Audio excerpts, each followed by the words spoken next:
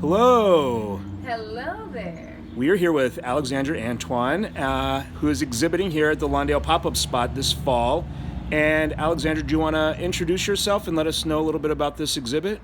Yes. Hello, everybody. Peace, peace. My name is Alexandra Antoine. I am a local visual artist here. And the exhibition I have up is entitled I Followed the Drinking Gourd, and it led me to myself, love, healing, and community. And it's all about my travels through the African diaspora and then looking at five Afro-diasporic foods. So looking at collards, okra, hibiscus, yucca, and black-eyed peas. Okay. And so each print has like narrative writings about my travels and basically what each food crop means to me. And it also references where I first experienced the food. So, for instance, the black eyed peas, instead of just using a traditional like southern black eyed pea dish, I actually focus on acarajé, which is how black eyed peas are eaten as street food in Bahia, Brazil, which I had the good fortune to travel to in 2017, where I was able to taste all the delicious Brazilian cuisine, and acarajé was one of them. And I actually, all of these as well, I actually incorporate into my kitchen cooking and all that. So that whatever meal I'm talking about, I also make it as well. Wow, that sounds amazing. Yeah. Can you tell us a little bit about your artistic process for these? Yeah, so for these, I knew for the background I wanted to have some type of repeat pattern.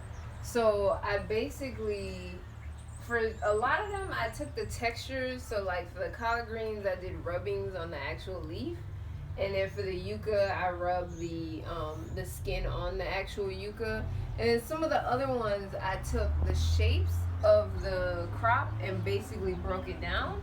So even in like the black eyed pea, I have a whole black eyed pea, but then I also have some outlines here and color blocking. And repeat pattern means that I could basically print it and then like print it again next to it, and it would keep repeating. And then above that, the next layer on top of that is where you see the images collaged. So these are all photographs. They're from photographs from my personal photography collection of when I visited certain places, and the places that I mentioned in the writing, that's what's in the picture. So for the hibiscus, that's a picture of Leogan, Haiti, which is where Haiti is mentioned in the writing. In the okra, I have Savannah, Georgia. For black eyed peas, Bahia. Collard greens, I actually have South Chicago because that's where I first planted it. And then yucca is Cuba, Havana, Cuba, where I first, well, not first, but where I had yucca fries that were just unbelievable. So I have the repeat pattern in the background, my photographs on top of that, and then the final layer is the writing. So the writing is basically my way of putting myself out there as a writer, because I always have felt like I've had something to say, but just haven't had the right format to express it. But after reading Verda Mae Grosvenor's book, Vibration Cooking, her book allowed me to see that I could showcase writing in the way that made sense for me. So combined with visual elements and printmaking that I love. And then I also on each of them added a 3D element, which was the beaded sequins work. And so I hand sewed all of the bead sequins to spell out what the food was. Because even though some of them you can tell by the pattern in the background, I still wanted something like another dimension to the piece, because everything was so flat. It was layered, but it was still flatter, so I wanted to add that dimension. And it gives a nice little pop shape, Yeah. too. So, what do you say overall is the importance of African diaspora food in the African diaspora, and also in terms of your artistic practice?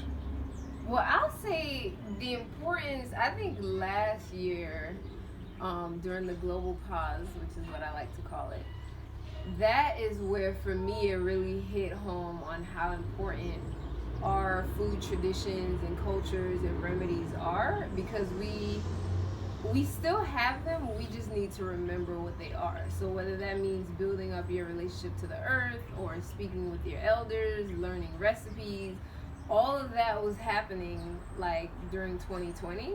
And I think that goes to show that our cultural dishes, our cultural knowledge and history is valuable, and it can be expressed through each and every one of us through our own means. So for me, it comes out in the form of artwork and also farming. But other people can come out as like cooking or a poem or something like that. But it's important that we hold on to all of those, because if we don't tell our stories, then who will?